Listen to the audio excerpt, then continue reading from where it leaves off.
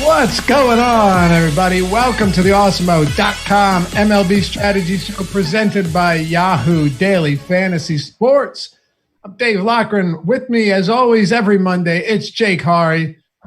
And we got a 7-gamer today, Jake. Finally, a little bit of a respite from these huge slates. And I think we're going to get mostly big slates of games for the rest of the season because they got to jam in as many games as possible. You got 1,000 doubleheaders because of what happened to the Marlins and the Phillies and the Cardinals and a few other teams. So it's one of the rare days where we're getting only 7 games. Yeah, it should be a good day of MLB and obviously a bunch of other stuff going on. So it's a fun time in sports, and I'm glad we're getting to talk some MLB. You get to do NBA. I'm still doing some NHL stuff, and no complaints here. That's for sure. So, how's NHL going for you? Like ROI wise, not so. I've actually been like playing well. If I look on my Roto tracker, I'm getting top 1% scores really at a high rate. The problem is all my top 1% scores are like 5th and 6th and 7th, and it's $10K to first, and then it's 5th gets $1,000 or $700. So I think I'm telling myself I'm running pretty bad.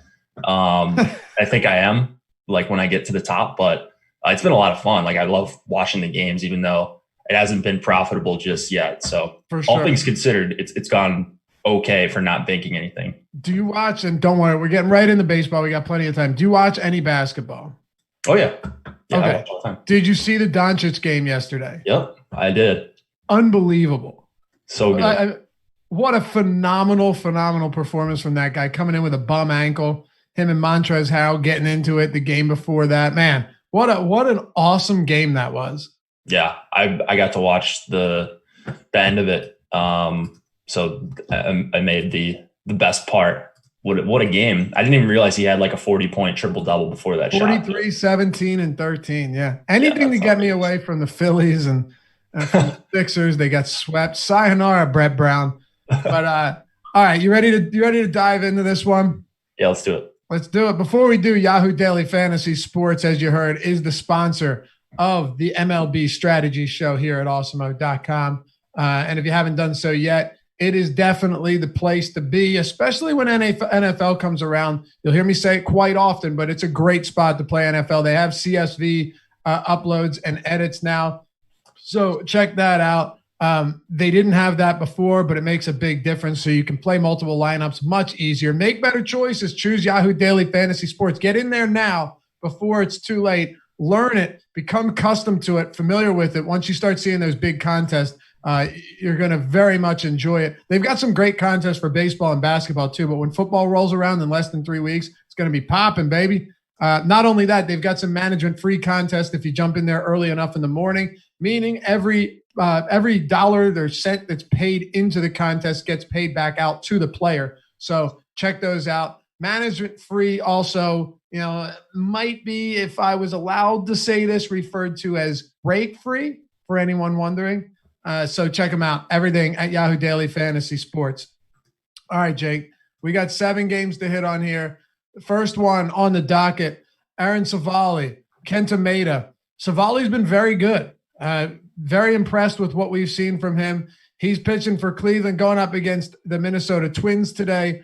I can't help but think both of these offenses are potent enough to scare you a little bit, but 2 solid pitchers. You've got a 8.5 total though. Twins at 4.2 runs, Twins at 4.4, Indians at 4.2.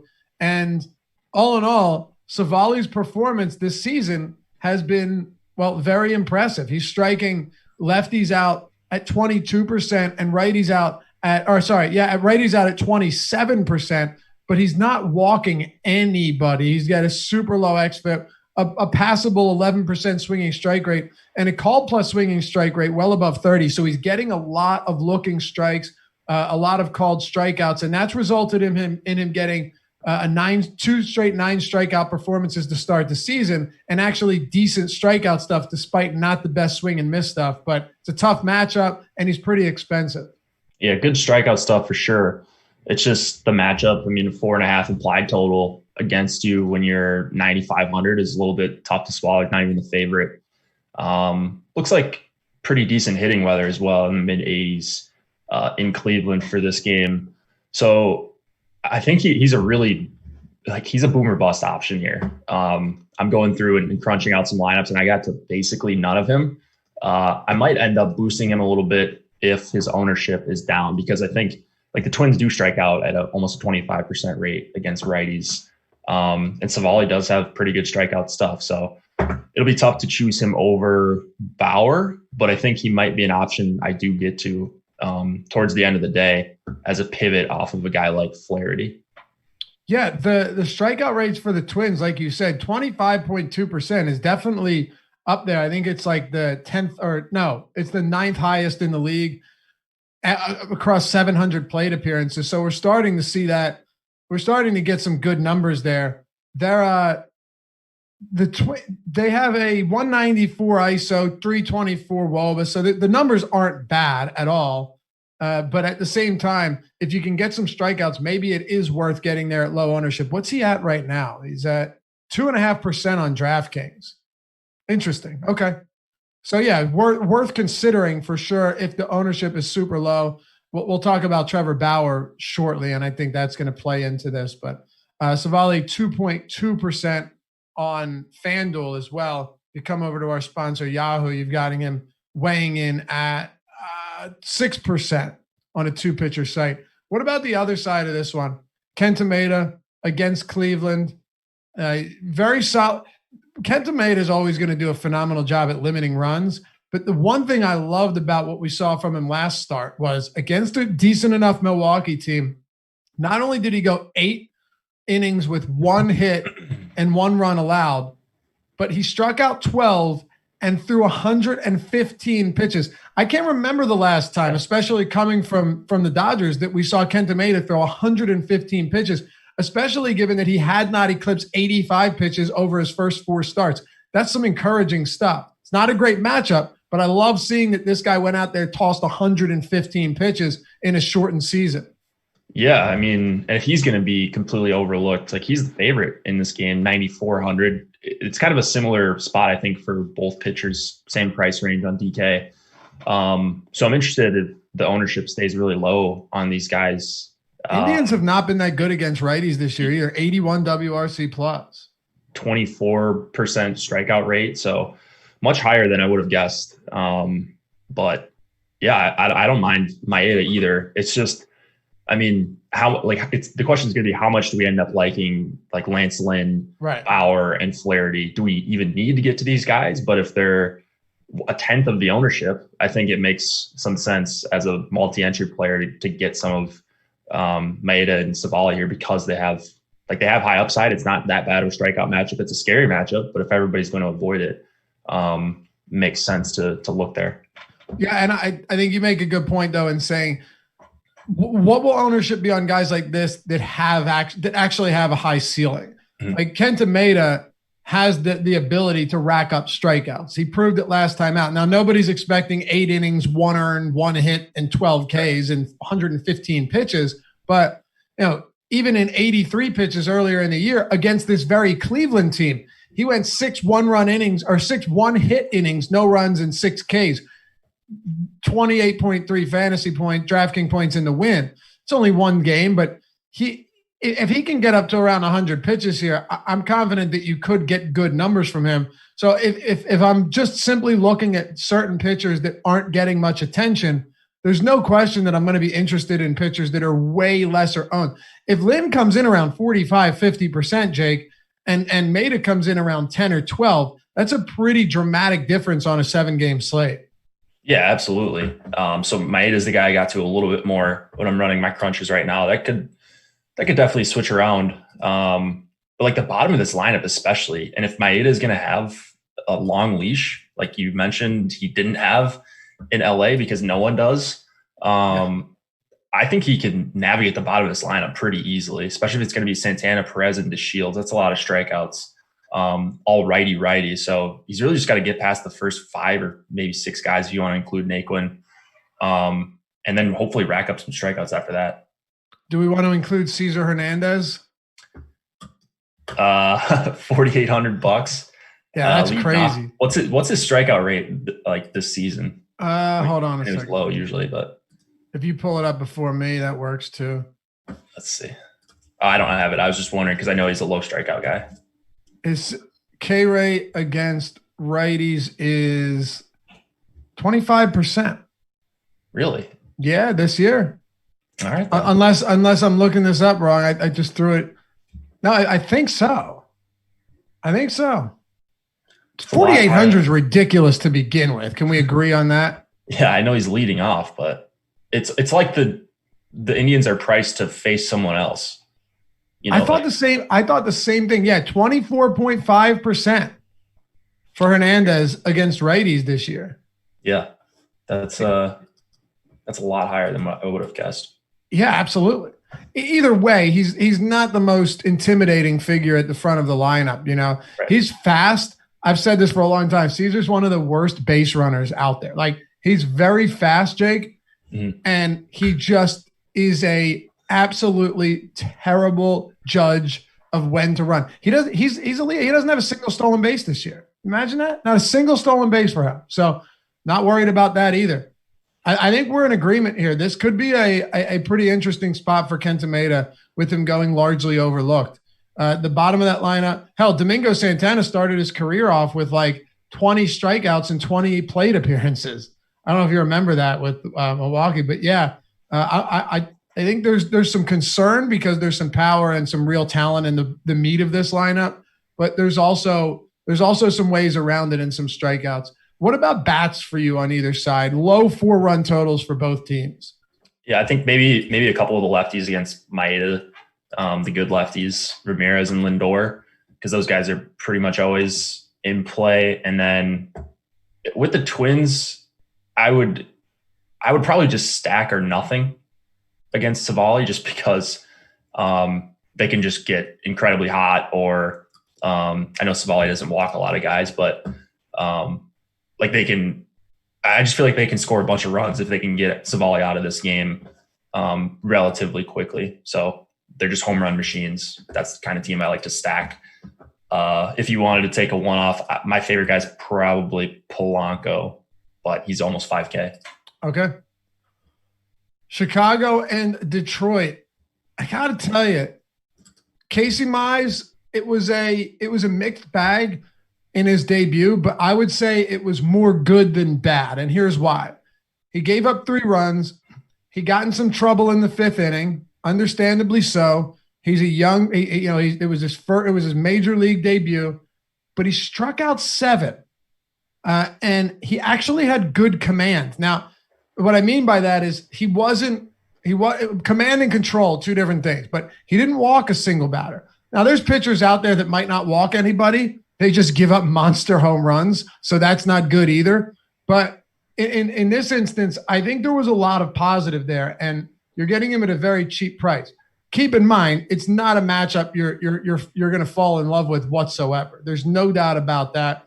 He's getting ownership that weighs in around 0.6% on DraftKings. He is 6,200. If he was cheaper, I think I actually would have some interest there. But I'm also worried that he got pulled at 73 pitches. He probably doesn't have the longest leash right now. He had 15.1% swinging strikes, though, in that debut, Jake. He got around 45% ground balls, didn't give up a ton of hard contact. There are some quality aspects to what we saw there, and it looks as if he may have gotten a little bit unlucky based on some of these other numbers I'm looking at. So it's hard to know after only one start, but the swing and miss stuff was undoubtedly there. And that's encouraging, at least, even if we don't roster him today. Going forward, it's nice to know that we saw some encouraging stuff from the young righty. Yeah, I think the pitch count is the biggest question here. Do we think he's going to get pulled again at 70 pitches? I think if he can cruise through innings, they'll let him go deeper. But the moment he gets into trouble in like the 5th or so, it could be ugly. Yeah. Yeah. So, I mean, I think if we're giving him around 5 innings, or at least a chance to get to 5, I'm fine playing him. You mentioned the swinging strike rate and the chase rate was really good in the first start. And it was against kind of a similar team, the White Sox and the Cubs, in that For sure. Super high upside, but also they strike out a ton against righties. I think the Cubs have the second highest rate, actually right behind the Tigers, second highest rate against righties for their active roster this season. Now they're well above average in power and a number of other categories. So, I mean, where's Mize coming in at ownership? He's getting less than 1% currently. Yeah, I mean, obviously, I think he's going to be over 1%. He'll probably sneak into double digits unless there's a really good low price guy I'm missing here. Luzardo, I guess, would be the next closest. But I'm interested for sure. Me too. And Luzardo is getting a ton of ownership right now. So obviously when we do this show, it's not just about who's the best cash play on paper, but it's about who could be a better pivot. And if you're getting a 43% difference in ownership, that's more than significant, right? So I'm on the same page. He threw his splitter 19 times. It's a nasty pitch. He got 31% whiffs on that, which is a really good number. And Casey Mize, the one thing about him is all the scouts said, Jake, that he doesn't have one pitch, that he doesn't have like the Jake DeGrom fastball, right? Or the Corey Kluber slider, but he has 4 pitches, all of which could be plus stuff. And if you're somebody like that, you're going to be really hard to hit. Yeah, absolutely. I mean, and those pitches are probably only going to get better as he gets major league help with pitching coaches and so on. So, yeah, I mean, this is one of those guys where you're not first on him because he made a nice start last time out in terms of getting strikeouts. But if you can get strikeouts for 6,200, I mean, he's coming off 7 and 4 1/3. Like, that's nothing to sneeze at. So no, that's going up against a high K team in the Cubs. I'm a little confused why he doesn't have ownership. It's making me think we're missing something. But maybe just maybe it's just a matchup. Yeah, 5-run implied total against. Yeah, the implied total. How many batters did he face in that game? Let's see. I got it pulled up here. He faced. 20. Yeah. So he struck out 7 of 20. He struck out more than a third of the batters he faced. But the reason I say that is because sometimes it can be misleading, right? You go 4 1/3 innings, but you allow a ton of base runners. So your strikeout rate is actually down from what you would expect it to be. Yeah. But it definitely was not. White Sox have a 26.3% K rate against righties. What about Alec Mills on the other side? I only ask because, as you just pointed out, the Tigers do have a 30.1% K rate. Alec Mills has gotten absolutely lit up in his last 2 starts. The Tigers, to some extent, have been a little bit better than anticipated, but they're still striking out a ton. Alec Mills just does not get the swing and miss stuff you're looking for. And that price on him, if Alec Mills was a discount, if he was like $6K, I might honestly consider him in this spot against the highest K team against righties in the league. But that's a pretty egregious price point. Yeah, it's just the price point, and then the fact that, like you mentioned, no real swing and miss in this guy. 7.3% swing and strike rate on the season. That's below average by a good margin. He's actually had a couple nice starts. You could see earlier going 6 or 7 innings maybe and getting a handful of strikeouts. But that seems like such a low probability outcome, even against a team like the Tigers. So maybe it'll prove us wrong. I just don't know how he hurts me at 7,800, completely getting away from him. He's just so much lower upside than the Luzardos and maybe even like Casey Mize on the other side. Yeah, I'm willing to roster anyone against not anybody. Willing to roster guys against a bad team if the price point lines up with the talent. In this case, there's no way I'm getting to somebody that's that expensive. I just couldn't do it. But you did mention like 3 of his 4 starts have been serviceable, just not at that salary. So what about bats on either side? We said a lot of good things about Casey Mize, but he definitely got himself into a little trouble, coughed up a home run, 3 runs overall.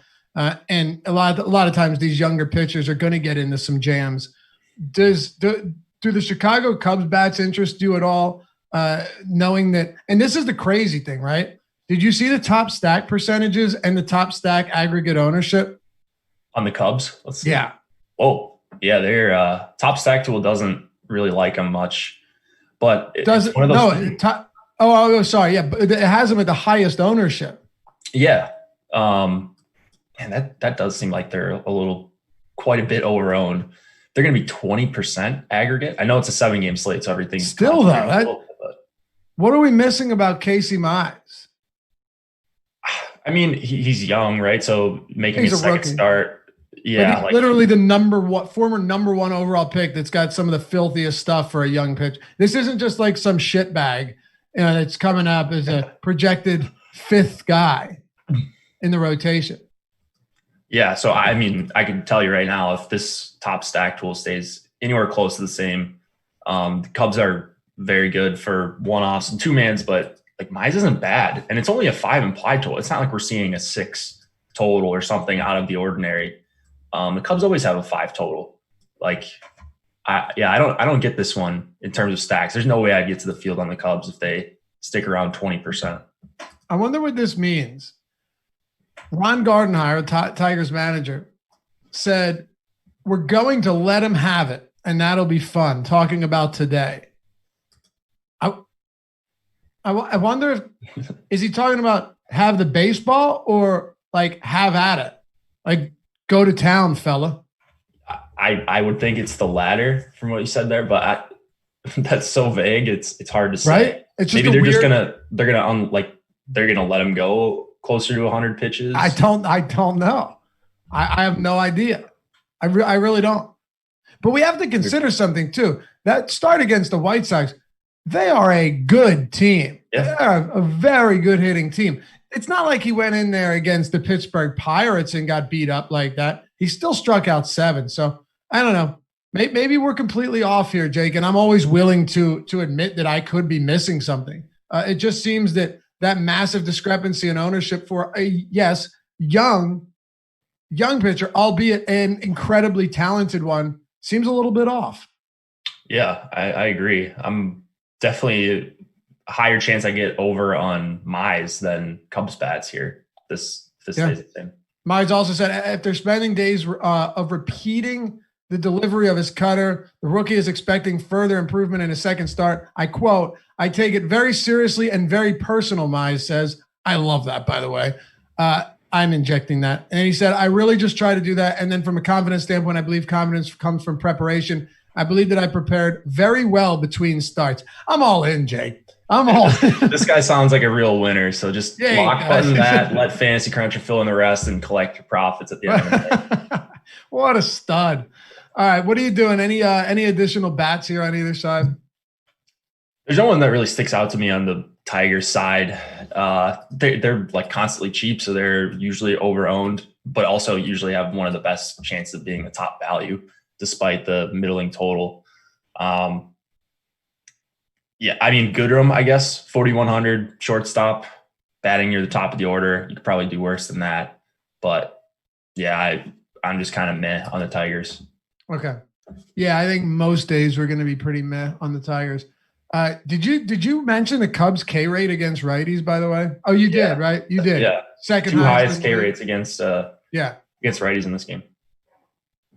I'm on board, man. I am. Let's move on, though. Oakland and Texas.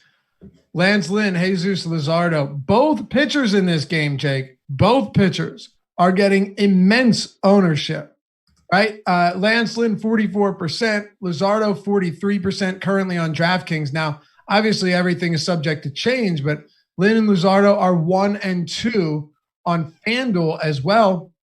And then on Yahoo, Luzardo's coming in at 42%, Lynn at 40%. It's wild. So let's go ahead and break this one down. I'll give you the odds and the totals, and we can get moving. Rangers, 3.5 run implied total against Luzardo and the A's. A's, 4.1 run implied total against Lynn and the Rangers. I've noticed that Lynn is getting disrespected by Vegas. Well, really not by Vegas specifically, but these lines, these totals seem to be higher than I would expect them to be. And some of that might be the Rangers bullpen, understandably so. But he's just been really fantastic. He hasn't allowed more than 2 earned runs on the entire season. 0, 0, 1, 2, 1, 2. Listen to these innings pitched. 6, 6, 6 and a third, 5, 9, 7. And he's allowed more than 4 hits in only 1 start. He struck out 6 or more in all 5 starts, all 6 starts. So Lance Lynn's been spectacular on all fronts. His fastball is better than ever, and we're beginning to see some really great results. But at this ownership, how much do you love him? Not as much as his ownership. Like the A's are one of the better teams in all the MLB. You look at like pretty much any stat that they don't strike. They're not going to strike out a ton. Now Lynn is a very good strikeout pitcher. So I guess that kind of cancels it out, and you're getting a little bit of a discount on Lynn, and it is a low total. Like if this game were in Texas last year without the retractable roof, we probably just excellent out, but he's still, again, he's not even the favorite, not to rely on Vegas too much, but 8,900 plus the ownership, plus I don't know that this is a super high upside matchup for him. I can't get to where the ownership's at on Lynn. So what I'm doing, and we'll get to him in a little bit, but right now it looks like I'm going to the other side quite a bit in Luzardo. And then we just have Bauer right now as such a better play than Lynn at similar ownership. So I'm finding it easier to get up to Bauer. Yeah. And Trevor Bauer, we'll get to him momentarily, has been an absolute monster this season. What about Luzardo, though? 3.5 run implied total for the Rangers.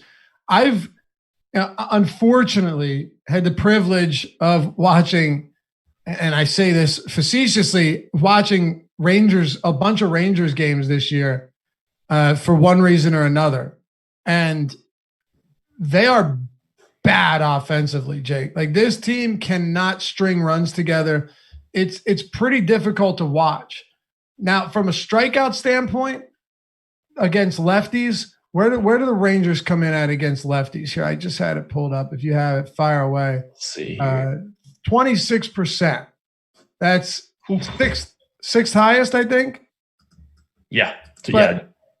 Yeah. Their WRC plus is 70, which is miserable. Absolutely miserable. That's bottom 5.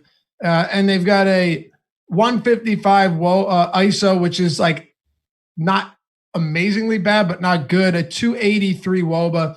Just a few numbers to reference there. Ultimately, what I'm getting at is this has been a very bad offense against lefties and even against righties. They have a 73 WRC plus, but they're striking out a lot more against lefties. I think a lot of that plays into why Luzardo is going to be so popular today. Yeah, and it seems like he's got such a wide margin for error. Like the strikeouts are going to be there throughout the lineup. The bats that you're worried about, like Santana and Gallo, I guess because you're always worried about Gallo, they still strike out a bunch. And he's probably like 1,000 underpriced, I would think. Maybe even a little bit more. Feels like it, especially with that total for the Rangers. Yeah, 3.5 applied total. Like you don't often see that in today's MLB. There's only one team that is lower than that, and they're going up against Jack Flaherty. And Flaherty's priced at 9,300, so you can make the case he's even more than 1K underpriced. I guess the thing with Luzardo that you're worried about is potentially the walks. He's walked exactly two in 5 out of his 6 starts. But then you look at the Rangers, and they don't walk at all against lefties. 6% walk rate, like that's bottom 4. That's bottom 3 in the league. So I don't know. I'm trying to find some negatives here with Luzardo, and I'm having a really tough time to do it. So I'm probably just going to eat this ownership and just take whatever I can get here. Yeah. One of the biggest reasons too is that price point. You mentioned it just seems low. 13% swinging strikes for the guy. Called plus swinging strike rate is up well above 30%. Those are the numbers I'm looking at, and those are some good numbers. He's given a decent amount of hard contact. Actually, no, I'm wrong about that. He's pretty much been middle of the road. All in all, he's giving us good numbers. Not a ton of fly balls.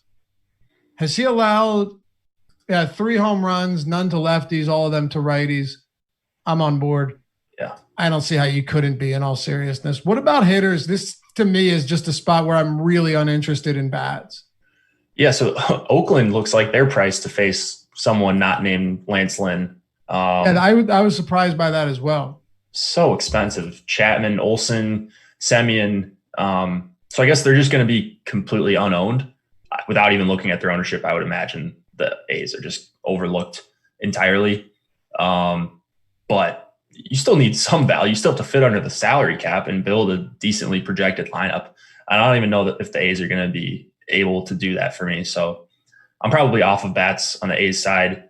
And then unless Luzardo's ownership gets, over 50, 60% or something ridiculous like that, I'm off the Rangers as well. A's currently projected for the lowest aggregate ownership of any team at 1.2%. Texas third lowest at 1.7. I will say this much though. Ownership on the A's is 1.2. Their top stack probability is 5.5. So it's 5 times higher than their aggregate ownership.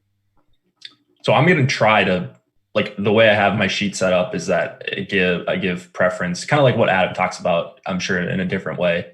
But I give preference to teams and players that are on teams that are under-owned based on the top stack odds. So I'll be trying to get Oakland in my lineups, but I ran a crunch of 300 and cut it down to 150 just before the show. And I got to still no A's, not one lineup with an Oakland A. Okay. Fair enough. It is the pricing for sure. Let's keep it moving. Before we do, this is the last day, Mamba Day, to get our NBA content, all of it, all of our premium content from ownership to projections. Look at that, dude. You got a hockey on the bench Gatorade bottle over there. Yeah, I switch it up.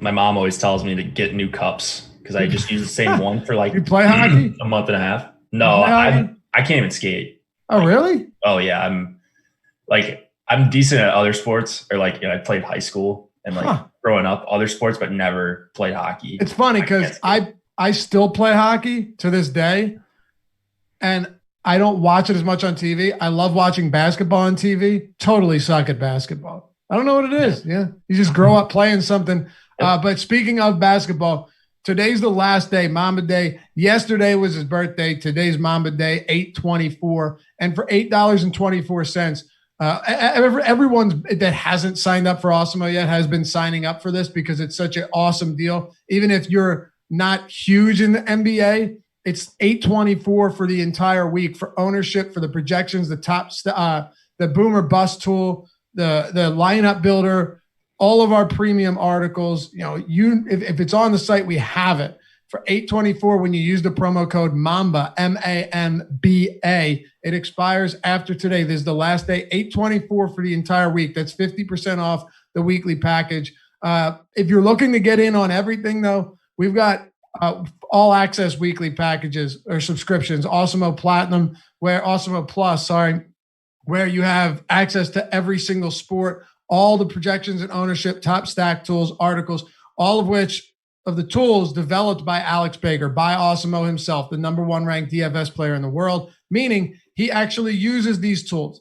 We don't just stick his name on it. He built them, he uses them, and they help him and other people win money. So from baseball to basketball to MMA to NASCAR to golf, we've got all the best tools, preeminent tools in the industry for you to check out. We got monthly, weekly, even some express passes. Monthly, I think, is the best. So if you're not in the NBA, but you're still looking to sign up, go to awesemo.com/join and look around. If you scroll down, you'll see all the tutorial videos on our most popular tools. So you'll know exactly what you're getting before you dive in. And if you ever have any questions, you can hit us up on Twitter. If you're a sub, hit us up on Slack. But while you're at it, follow us on Twitter, Jake at Jake Hari, myself at Laffy_D. Always appreciate the new followers and the new interaction. So yeah, awesemo.com/join if you're looking for all sports. And if you're looking for basketball, it's the last day for Mamba, MAMBA, in honor of Kobe Bryant, $8.24 NBA for the entire week. Everything we've got on the site for the sport. All right, Jake, 3 down, 4 to go. Cincinnati and Milwaukee. Here we go with Trevor Bauer. He's just outright filthy, man. And when he's keeping his cool, there are very few pitchers that are better than him. Maybe I was a year early because I said that Bauer was going to be the Cy Young winner last year. And, things unraveled a little bit, but nevertheless, he's striking out lefties at 48%. He's striking righties out at 39%. He has a swinging strike rate north of 13. I thought it'd be a little higher than that, but he's still been nasty pretty much everything. And to be fair, getting a little bit lucky. His BABIP is super, super low. There's a couple things here that I would anticipate coming back to earth a little bit, but a super low xFIP as well. There's just nothing bad to say about Trevor Bauer today, outside of the fact that he's going to be very popular and that the Milwaukee Brewers can give you a tough time on occasion. But I'll pass the baton over to you and get your take on this team, or on Trevor Bauer. Sorry. Yeah, Bauer's just incredible. These numbers so far, and we're only a few starts in, but this is basically what Garrett Cole was doing for an entire season. I mean, a .57 whip on the season. Again, 4 starts, but 43.5% K rate. 100+ pitches in all of them too, or in 3 of 4, 97 in his last one. Yeah, only went 7 innings with 9 Ks. One hit. So we'll give him a demerit for that start. It was actually his best start of the season. Yeah. But yeah, I mean, he's the play today. Right now, I would be fine having Bauer in nearly every one of my lineups tonight. I feel just that good about him as a pitcher. If it doesn't work out, that's fine. But I think more so than Luzardo, you're getting the best pitcher on the slate at a discount in a pretty good strikeout matchup. It's not like Maeda where you're worried about him getting pulled at 82 pitches from last year on the Dodgers or something like that. He's getting to go 100 if he needs to. So yeah, not right now all in on Bauer. I have 70% if the slate started right now. I'd be comfortable getting up into the 80s. The only reason I probably won't have 100% of Bauer is just that I like to get different lineup constructions. So that would be the one knock. He's a little bit expensive, but he's probably really underpriced in this spot at 10-2. I thought he would be at least 11-3 or something like that. Yeah. I'm shocked by that. He goes deep into games. He's just been stellar. The only runs he's allowed, 2 runs on the season in 26 in the 3rd inning. Both of them have been on solo shots. Those are the best type of fantasy pitchers, Jake, because they limit their pitch counts. If a pitcher gives up 3 runs, would you rather all of them be on solo shots, or would you rather him load the bases in 2 innings and give up a bunch of hits and walks? In his case, if he can sustain, not obviously this ridiculous production, but something similar, if he's going to give up a solo shot or even 2 each game, but he's going to go 7-8 innings and throw 115, 111 pitches, count me in. I'm on board. I think just overall, in a vacuum, he's the best pitcher on this slate and my favorite option here. So I really like Trevor Bauer. I know he's pricey. I get that. But the Brewers also have the 4th highest strikeout rate, 3rd highest K rate against righties this season. And I don't know if you've looked at their numbers against righties, but they've been remarkably bad. They have a 64 WRC plus against righties, the Milwaukee Brewers. Yeah, that's pretty miserable. 2nd worst in the league. Wow. And this was a lineup that we didn't want to play anyone against last year. I know. So I know Yelich is struggling, but man, does he make that big of a difference? Gamel, Urias, and Arcia are 7, 8, 9. I guess maybe that has something to do with it. But pretty crazy though. Yeah, no red flags from me for Bauer. And that's what I'm usually looking for when someone's this highly owned. I can make the case against a Lance Lynn. It's really tough to do that for Bauer here. For sure. 2nd lowest weighted on base average too. That's amazing. Yeah. That's really amazing. I did not think that they would be that bad. Christian Yelich, he's batting under 200, and he's definitely picked things up a little bit recently. The start to the season was dreadful, but the biggest thing about Yelich that I've noticed, Jake, and it's really important, he has an insane strikeout rate this season. I'm just pulling this up because with somebody like Yelich, who is so good, if he's going to strike out more, that means that you can actually roster pitchers against him and feel good knowing that he can hit a homer, but also strike out 3 other times.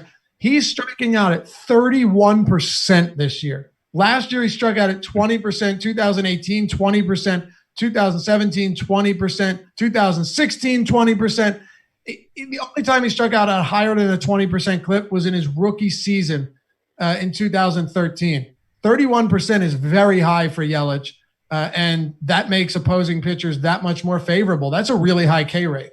Yeah, that's crazy. I mean, law of large numbers, right? If he's not hurt, that's going to go down. But man, that is still, what are we, 30 games into the season? Like he probably hasn't a 30-game stretch like that his entire career. Yeah, I'm pretty shocked by that. But hey, we'll take it. Yeah. Just Trevor Bauer, all in all. And by the way, that's one of the reasons that Milwaukee's K rate is so much higher this year. Mm-hmm. They definitely have some guys that strike out, and we know that. But dude, that's pretty intense. I was looking at their individual K rates on this team, and let's see, Ben Gamel against righties, God, 45%. Justin Smoke 37, Keston Hiura 33, Logan Morrison 25 plate appearances, but 32, Pena 30, Christian Yelich 30. They have, oh my God, Omar Narvaez is at 29%.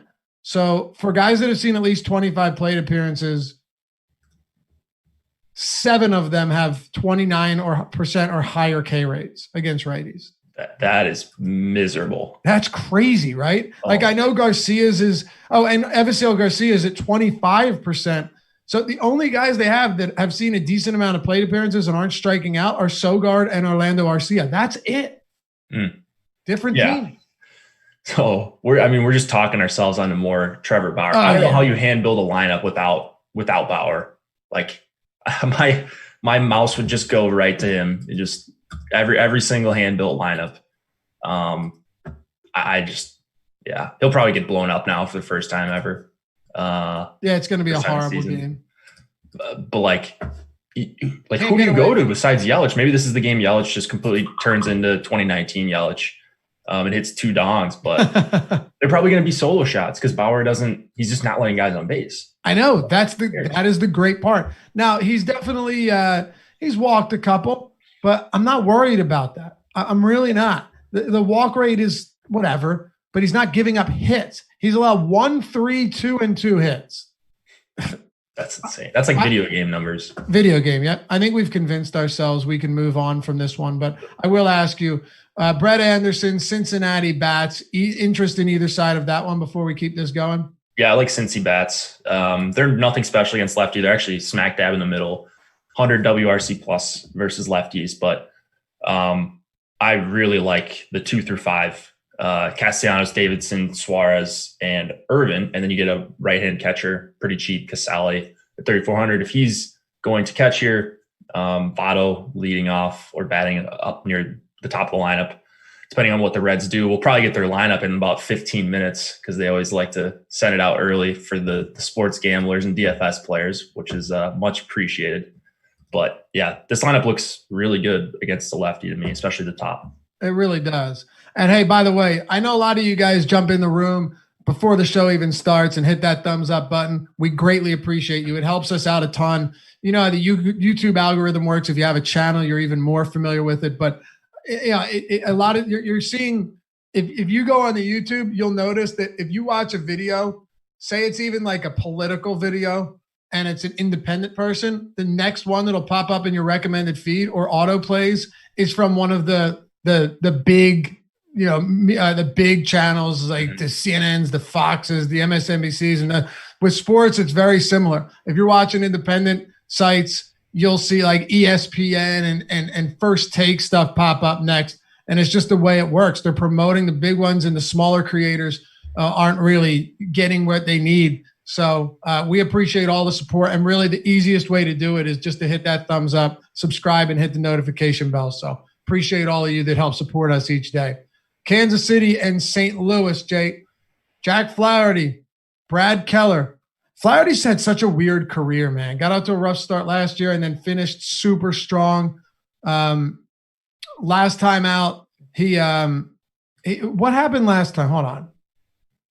Let's see here. Did they just limit him because he was returning after a 3-week hiatus or almost a month hiatus? Yeah, so it was just a long layoff. Man, he only faced 9 batters. I know. I don't know. I must not have played that day because I'm not. I don't remember it either. Yeah, it's been tough mixed in with basketball and for you hockey. Anyway, so he is. Oh, you know what it was? Did he? Oh, he didn't. One of the things was that the Cardinals weren't playing for a while because of the COVID outbreak. I know that. I just wasn't sure if there was something else that happened with Jack Flaherty, but it doesn't matter. His first start was solid. 7 innings, 2 earned, 6 strikeouts.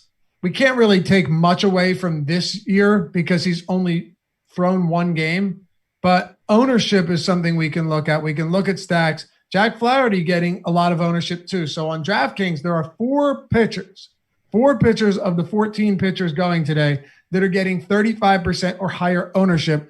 Jack Flaherty against Kansas City is currently one of those pitchers. Yeah. Alex has a pretty favorable projection for him, not quite at the 2x threshold, but he's approaching it. So that tells me we're assuming he's going to go close to full go. Against KC, he's a -170 favorite. I wanted to check on Flaherty's splits because I know he had like a 10% K rate difference between righties and lefties. So he had a good K rate against lefties too. Don't get me wrong, but so last year, if you want me to mention it, I've got it right here. So last year he struck out lefties. You're right, at 25%, righties at 35%. Mm-hmm. It's a big difference depending on what this lineup looks like. What do we have for a projected lineup? So we're going to go Merrifield righty, Lopez lefty, Dozier righty, Soler righty. So right there, 3 out of 4 at the top righties. And then you got Maikel Franco and Cam Gallagher, also righties in this lineup. Godo Hearn batting 5th. Yeah, Godo Hearn, $2,400. He'll get like 10% ownership and strike out 3 times. Yeah. This looks like a really favorable K matchup for. I'm with you. Good call on that. So a lot of times splits aren't as meaningful as people think. I know Alex a lot of times will just look at teams' K rates total, right, instead of just lefty and righty. But in a spot like this where Flaherty has pretty dramatic splits against lefties and righties, that's something to keep in mind. And also, when you look at this stuff, if you're maybe newer to baseball and want to research better, remember, a lot of times pitchers will have better splits against a certain handedness because of what they're throwing, not just because they're a lefty, not just because they're a righty. In Jack Flaherty's case, he throws his slider 30% of the time. It's an absolutely filthy pitch. Last year, it got a whiff rate of 24%. 24% the year before, 2017, 29%. And then if you look at it against lefties, Jake, he's throwing it. He's throwing it 22% of the time, but against righties, it's a pitch that he's going to throw a ton of the time, 34 to 36% over the years. That's one of the big reasons that we like seeing him go up against more righties, because he can just wipe them out with that nasty slider. Yeah, absolutely. So even if you knock one of these righties out, you still got O'Hearn probably in the lineup, Mondesi, even though he's going to bat lefty against Flaherty, that's still a strikeout matchup that is probably in Flaherty's favor. So, it looks really good for me here. And he's projected close to Lance Lynn. They're close in ownership. I prefer Flaherty just like before you look at projections. So my only concern is what's his pitch count going to look like? Yeah. So this happens sometimes too early in the day when Alex is running projections and he goes through it multiple times. So if he sees any news on Flaherty's pitch count, if he can only go 4 innings, obviously don't play him for 9,300. But if we're expecting him to go close to 100 pitches or 100 pitches or more, then yeah, this looks like the correct projection for him. Oh yeah, no doubt about it. I just am really hoping that we get some type of information on this, because I wouldn't be surprised if he's only allowed to go like 70. And if that's the case at 9,300 on DraftKings, there's no way you get there, even in a matchup that's really quite favorable. So yeah, we'll pay much closer attention to that. Kansas City Royals, bottom 7, I think, weighted on base average and WRC plus against righties this year. They haven't been particularly good. They also haven't struck out. 25% K rate. So not bad. All right. Jake, other side of this one before we move on, Brad Keller. Remember, this guy just didn't give up home runs. Mm-hmm. Like, he's not even that good. He just doesn't give up home runs. It's so weird though. Like, look at his starts. Look at his 3 starts this season. No earned in any of them. 3 hits or less in all of them. He's actually been, he's an enigmatic pitcher. It's so hard to predict what you're ever going to get from somebody like Brad Keller, because it's like, on paper, he's not good, but then for some reason he just never gets completely beat up. Yeah. So he's like the guy that, and there's a few guys like this that your friends who only talk about batting average and stuff think is really good, because he goes out there and he kind of just limits the damage. And they're like, that's the guy they want on their team, but really he's got a, 10.8% swing strike rate. He doesn't get chases. And oftentimes those guys are going to be the ones that get bombed.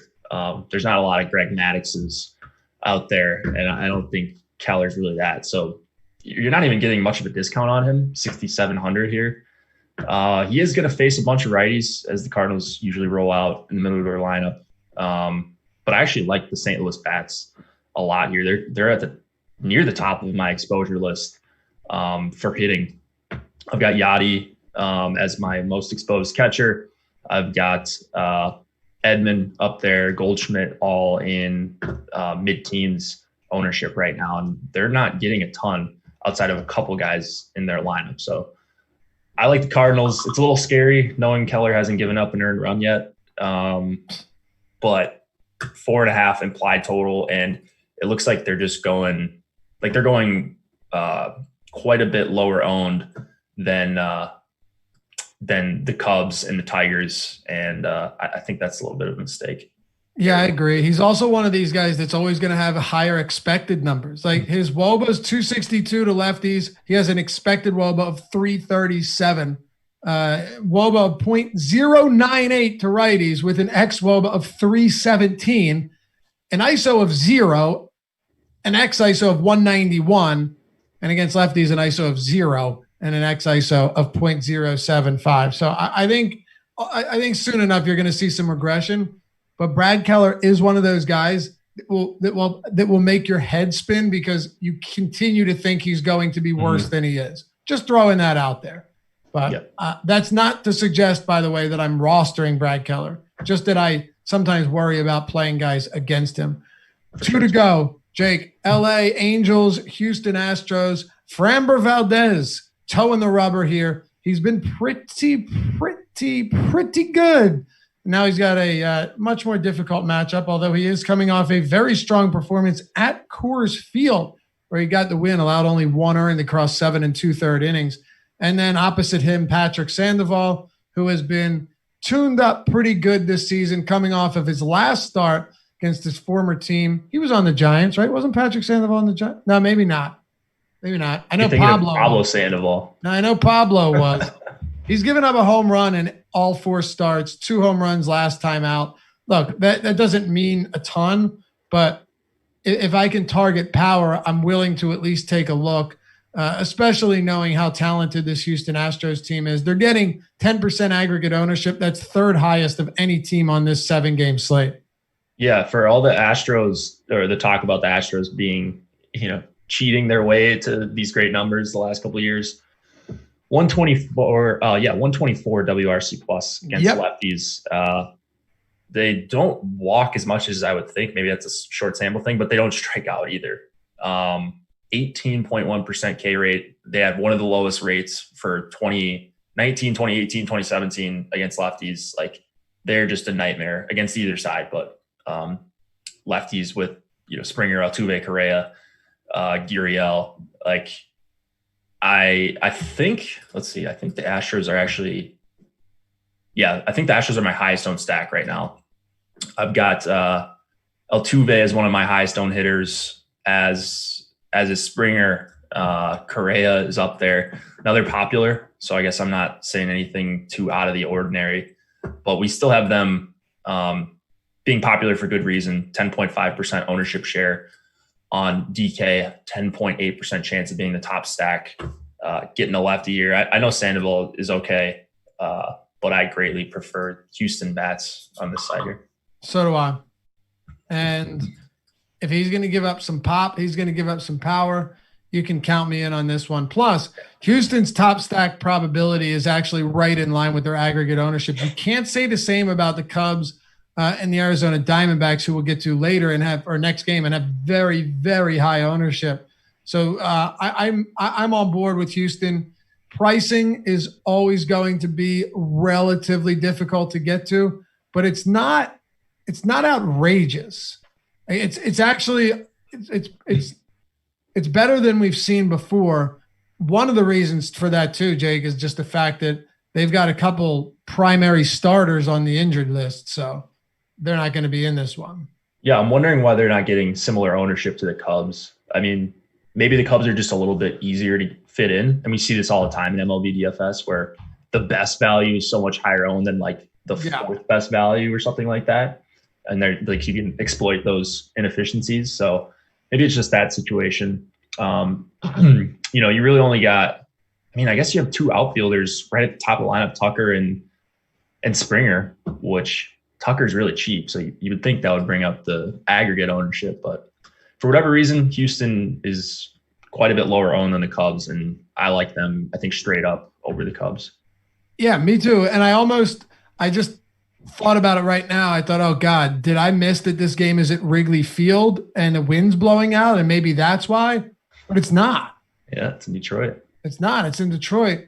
The individual ownership is wild. Like, your highest owned hitters for today projected of 1, 2, 3, 4, 5, 6, 7, 8, 9. Okay, so of the highest 9 owned hitters, 4 of them are Cubs bats. Yeah. No, 5 of them. 5. That's Contreras, Rizzo, Schwarber, Caratini, and Baez. Wow. Yep. Crazy. All right, what else are you doing with this game? That it? I don't see myself getting to a lot of Framber, Valdez. Do what you want with Trout and Rendon and Upton. I actually like those guys. I think they're like Rendon at 4% versus a lefty seems a little bit crazy. I know it's a low applied total. The Angels aren't the best team to stack.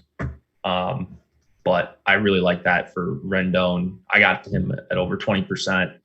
And then I think, I mentioned Trout and Upton, those type of guys. If you want a 2-man or 3-man stack, the Angels, that looks like the best way for me to attack them here. Got some free premium content at Awesemo.com today. MLB player rankings, NHL player rankings, and NBA rankings. So go ahead and check them out if you haven't done so yet at Awesemo.com, AWESEMO.com. Got some free stuff up there for you to take a look. Do some window shopping, right? And then maybe we'll see you over there. By the way, if you do decide to sign up I tell this to everyone, if you do decide to sign up using the promo code MAMBA for NBA or getting an all access monthly, make sure to sign up for our premium Slack chat, because you got guys in there and girls talking DFS and sports and betting all day and all night long, which, a lot of us love and live that type of stuff when given the opportunity. All right, Jake, you ready to close this one out? Let's do it. Colorado, Arizona, last one on the slate, 9:40 start time.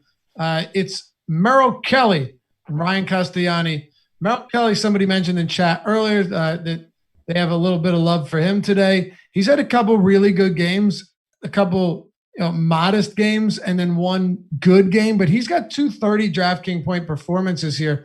He struck out 7 batters in 3 of 5, and the other 2 was 4 batters against San Diego and the Dodgers.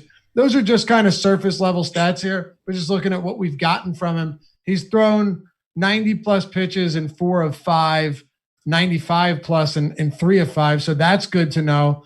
And all in all, Merrill Kelly's numbers they're okay. Like he has a single digit swinging strike rate, 9.7, called plus swinging strike rate of 29%. He's not a bad pitcher. He's got an xFIP of 4. He's not a bad pitcher, Jake, but he's also just not a particularly high upside option. And $8,700 on a slate where Bauer's only 10-2. I get that there's going to be a pretty big gap or discrepancy in ownership, but it's hard for me to really fall in love with somebody like Merrill Kelly here, unless you like this matchup against Colorado, and then, well, we can talk. Yeah, so, I mean, I'm more impressed with like Kelly's numbers aren't phenomenal, 23% K rate. I guess, let's see, under 1 whip is pretty solid, especially when you factor in who he's played against. He's had one very easy matchup against Texas, and he took care of that, 7 2/3 and 7 strikeouts. But then he's faced LA, the Dodgers, and then the Padres twice, and then Oakland. And he's held his own in pretty much all the starts. And I struggled in Oakland in the last start, but and I think that's why you're seeing the plate discipline numbers maybe not be great, under 10%. Swing strike rate just over 30%, O-swing percentage. But the matchups have been super tough. All those teams I mentioned, Padres, Dodgers, and the Athletics, have at least a 105 WRC plus against righties. And then you get Colorado, who's bottom 5 in that same category, 82. I guess the strikeouts is the only thing that you're worried about with Kelly at 8,700. So at first I was just going to cross him off at 87, but willing to take a look now? Yeah, I'm at least willing to get to some Merrill Kelly if he's not going to be owned nearly as much as some of these guys. Fair enough. Yeah, I'm not in love with him, but he has at least shown flashes and he can go out there and work deep into games. Rockies, the only thing I don't love about him, you're right, WRC plus overall performance, ability to manufacture runs has not been good, but they're striking out only 21% against righties. So maybe that's something that we could see increase a little bit going forward. What about on the other side? Arizona bats, Ryan Castellani. He's thrown 3 games, one against Houston in Colorado, one against Texas, also at Coors, and then one in Seattle. He went 4 scoreless, 4 hitless innings in that one. Against Texas, 4 2/3, allowed 1 run on 2 hits. 2 really easy matchups there. Honestly, I look at the Houston matchup and say, he went 5 2/3, only allowed 5 runs and 2 homers. It's almost like that's a success against that team at Coors. But this isn't to say that we're rostering him, just throwing it out there that his last matchup kind of threw a wrench into the works. He's getting no ownership, 0.1% on DraftKings, not to be a surprise. And Arizona getting a ton of aggregate ownership, 20% almost, despite only having an 11% top stack probability. Yeah, that's the thing I'm looking at with Arizona. They just look quite a bit overvalued, and they don't even have that great of a chance of being the top value. 9%, which is usually what skyrockets ownership. But they're just as overvalued as like the Cubs and the Tigers. So that's the thing I'm concerned about with the Arizona bats. Even though some of them look good, Peralta at 3,400, probably one of your better values, probably a cash play you should look at as one of your outfielders. And then like Walker's cheap at under 4K. So they look fine to me. But when you look at it in the context of this top stack tool, takes a little bit of it off for me. So I don't think I'm going as far as playing Castellani. I'd rather get up the extra $1,000 and go to Casey Mize against an even chalkier Cubs team. But yeah, it's kind of an avoid on both sides for me. Yep. All right. That'll do it for us. Anything else in this game, and then we'll get out of here? I like Story at 5,200 a lot. I always like Story. I always get to him using Alex's projections. So just wanted to point that out. I'm still on the Story train here. All right, beautiful. Thanks for hanging out with us as always. Hit that thumbs up on your way out. We will see you back here tomorrow on the MLB Strategy Show presented by Yahoo Daily Fantasy Sports. Peace.